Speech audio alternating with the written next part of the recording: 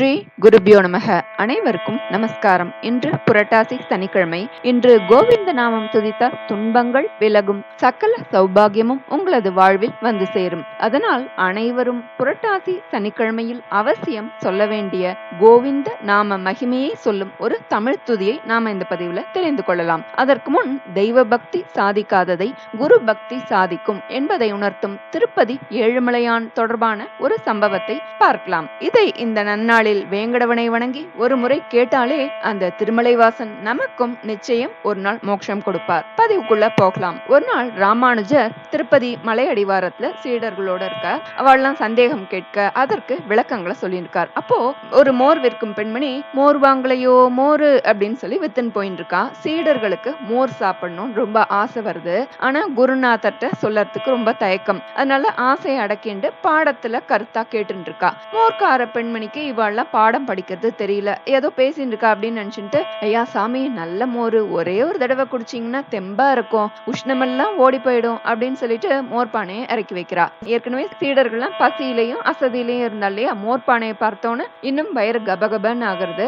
ஆளாளுக்கு எனக்கு உனக்குன்னு சொல்லி மோரை வாங்கி குடிக்கிறா. கொஞ்ச நேரத்திலேயே பானை காலி ஆயிடுறது. மோர்க்கார பெண்மணி சீடர்களையும் ராமானுஜரையும் பார்த்தா, அப்போ அவளுடைய மனசுல இவர்களை போல நாமும் பக்தியில திளைக்கணும் அப்படின்ற ஒரு எண்ணம் உண்டாச்சு. திடீர்னு அப்படி பக்தி உணர்வு எழுந்தது ஏன் அப்படின்னா, மகான்களுடைய பார்வை அப்படிப்பட்டது, அவ்வளவு விசேஷமானது. அப்போ ராமானுஜர் அந்த பெண்மணிட்டு, நீ எங்களுக்கு கொடுத்த மோரோட விலை என்னன்னு சொல்லுமா அப்படின்னு கேக்குறார். முதல்ல அந்த அம்மாவுக்கு காசு ஆசை இருந்தது. ஆனா இப்போ அவளுடைய மனசு மாறி போச்சு.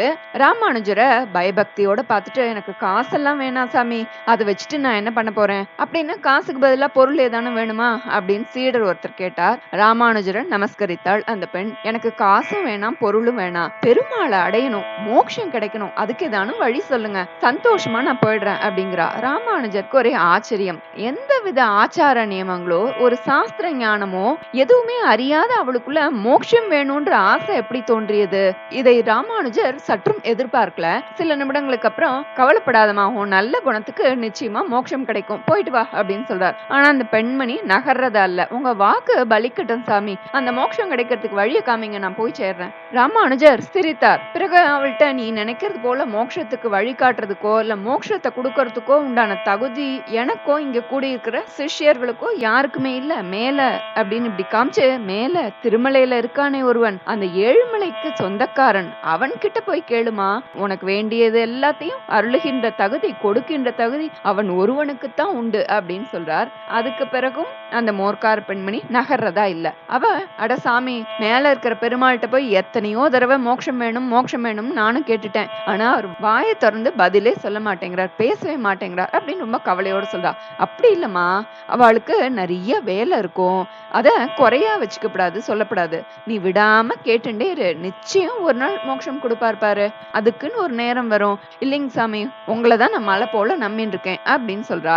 இவ ஏதோ ரொம்ப தீர்மானத்தோட வந்திருக்கா போல் இருக்கு அப்படின்னு நினைக்கிறார் ராமானுஜர். பிறகு அந்த பெண்மணி சொல்றா, சுவாமி, பெருமாள் எனக்கு மோட்சம் தர சொல்லி பெருமாள் கிட்டக்க சிபாரிசு பண்ணி எனக்கு ஓலையில எழுதி சிபாரிசு ஓலை கொடுங்க, உங்களை மாதிரி பெரியவங்க யாரானு கொடுத்தா பெருமாள் சாமி கண்டிப்பா கேட்பார் அப்படின்னு சொல்றா. இதுக்கு மேலையும் மறுக்க முடியாது அப்படின்னு தோன்றது ராமானுஜருக்கு. சிஷ்யன்ட்ட ஒரு ஓலையும் எழுத்தானையும் கொண்டு வர சொல்றா.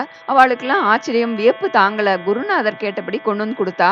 ராமானுஜர் மேல அண்ணாந்து பார்த்தார். ஏழுமலையான மனதால் இருக்கரம் கூப்பி வணங்கி முகவரி எழுதுற இடத்துல வெங்கடேச பெருமாள் திருமலை அப்படின்னு குறிப்பிட்டார். பெண்மணியோட கோரிக்கையை எழுதினார். கீழே தன்னுடைய கையெழுத்தையும் போட்டு கொடுத்துடுறார். ஓலையை வாங்கிட்ட அடுத்த வினாடியே அந்த பெண்மணி ரொம்ப சந்தோஷம், ஆனந்தமா திருமலையை நோக்கி புறப்பட்டுடுறா. மலை ஏறி பெருமாள் சன்னதிக்கு போறா. அங்க உள்ள அர்ச்சகர்கள்ட்ட இந்த சிபாரிசு கடிதத்தை கொடுத்தா. அர்ச்சகர்களுக்கு எல்லாம் ஒரே குழப்பம், இது என்ன ஓலை அப்படின்னு சொல்லி கேக்குறா. அவ எல்லா முழு விவரத்தையும் சொல்றா அந்த பெண்மணி. அர்ச்சகர்கள்லாம், சரி இது ராமானுஜர் கொடுத்த ஓலை அப்படின்னுட்டு மறுப்பு எதுவும் சொல்லாம நேர பெருமாளோட காலடியில கொண்டு போய் சமர்ப்பிக்கிறா.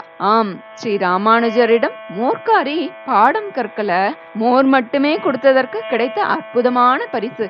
ஆதிசேஷனின் அம்சமான ராமானுஜரின் சிபாரிசை ஏற்றுக்கொள்ள மாட்டாரான்னு அந்த வெங்கடவன்.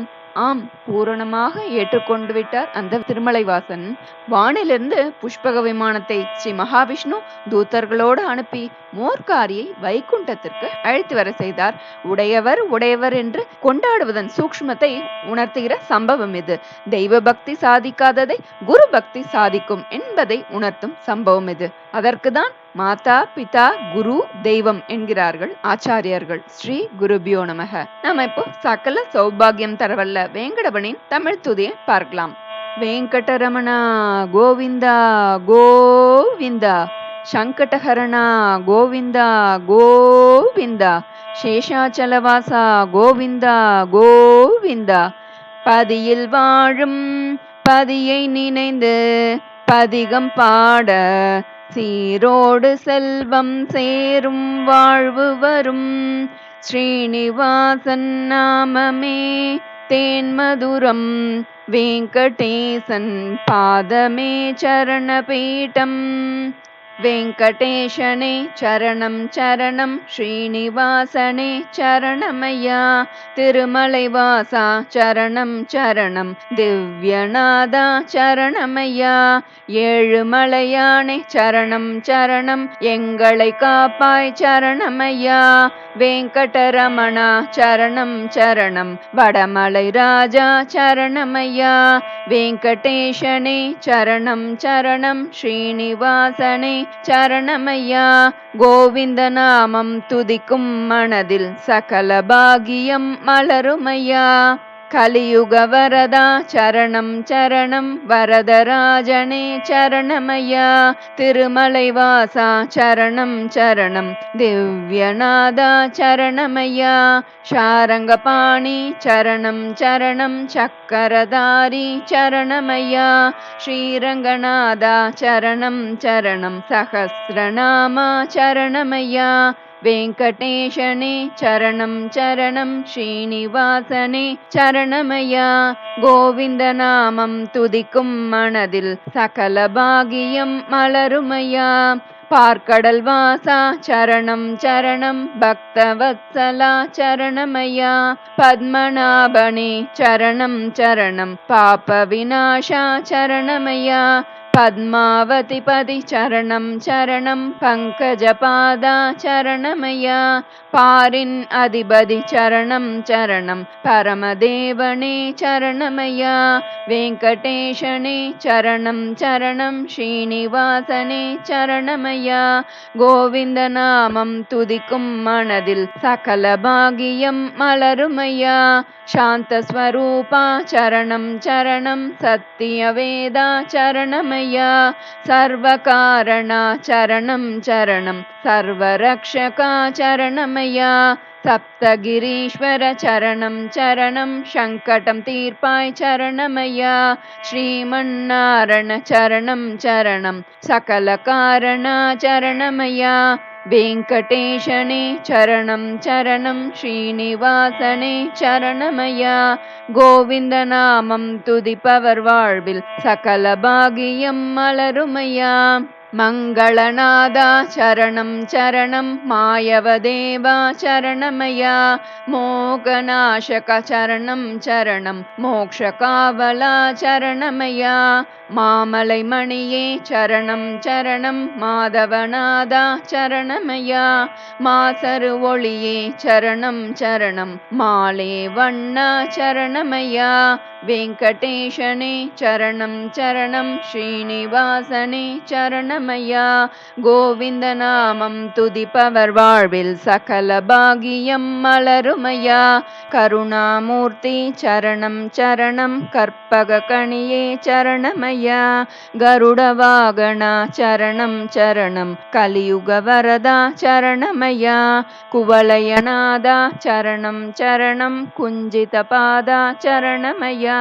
குலநலம் காப்பாய் சரணம் சரணம், குறைகளை தீர்ப்பாய் சரணமையா.